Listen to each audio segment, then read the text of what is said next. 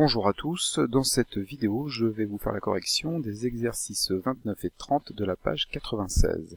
Alors on va naturellement commencer par l'exercice numéro 29, c'était un QCM, on vous demande de choisir là où les bonnes réponses parmi celles proposées. Donc le poids et la masse sont proportionnels, et bien cette réponse là est juste, on a une seule relation qui lie ces deux grandeurs, P est égal à M fois G. Donc on a bien une relation de proportionnalité, on peut même aller plus loin en précisant que le coefficient de proportionnalité qu'il y a entre le poids P et la masse M, eh bien c'est le coefficient G qui est l'intensité de gravité.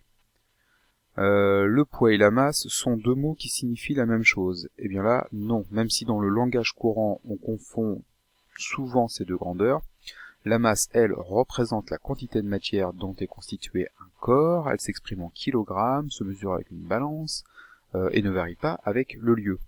Le poids, lui, est la force avec laquelle la Terre va nous attirer. Le poids va donc changer avec le lieu. Si d'un seul coup on va sur la Lune, eh bien la Lune nous attirera beaucoup moins que la Terre, donc le poids là-bas sera inférieur. Le poids est une force, donc comme toutes les forces, le poids se mesure en newton. Et l'instrument de mesure, c'est le dynamomètre. Voilà. Le poids et la masse sont reliés par une relation mathématique. Eh bien oui, c'est celle qu'on a énoncée déjà tout à l'heure. P est égal à M fois G. Et du coup, cette relation, on va l'utiliser maintenant. Pour calculer le poids, il faut faire le calcul. Alors, on retrouve ici dans la partie D la relation connue.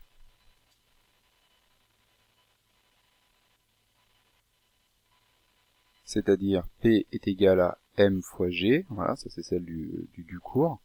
On peut dire que la réponse A est également bonne, P est égal à M point G, le point représente en fait le produit scalaire qui est grosso modo en fait la même chose que la multiplication.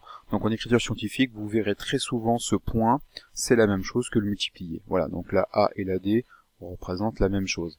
Maintenant, si P est égal à M fois G, alors M ne sera pas égal à P fois G, non, on aura plutôt M est égal à P divisé par G, et de la même raison, nous aurons G est égal à P divisé par M, et non pas G est égal à P fois M. Donc la B et la C sont fausses.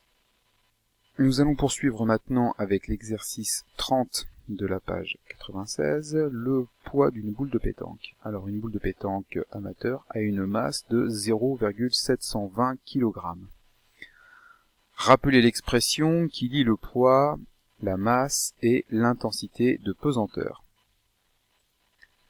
Alors cette expression c'est toujours la même, on a P est égal à M fois G avec un P majuscule, un M et un G minuscule. Le poids s'exprimera en newton, la masse en kilogrammes, et le G, l'intensité de pesanteur, en newton par kilogramme.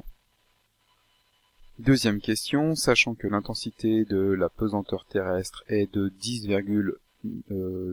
newtons par kilogramme, calculez le poids d'une boule de pétanque. Alors, j'applique cette formule, je vais avoir le poids, je remplace la masse par la valeur connue, 0,720 kg. Alors, il faut bien faire attention en utilisant cette formule que la masse soit exprimée en kilogrammes. Dans cet exercice, vous avez de la chance, la masse est déjà en kilogrammes. Il faudra se préparer l'année prochaine au troisième à ce qu'il y ait des petits pièges de temps en temps avec une masse exprimée en tonnes ou en grammes. Et il faudra penser à faire une conversion avant.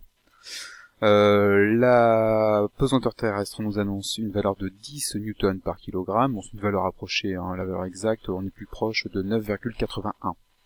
Ce qui nous donne donc un résultat de 7,20 newtons. Voilà, le poids de cette boule de pétanque à la surface de la Terre est de 7,20 newtons.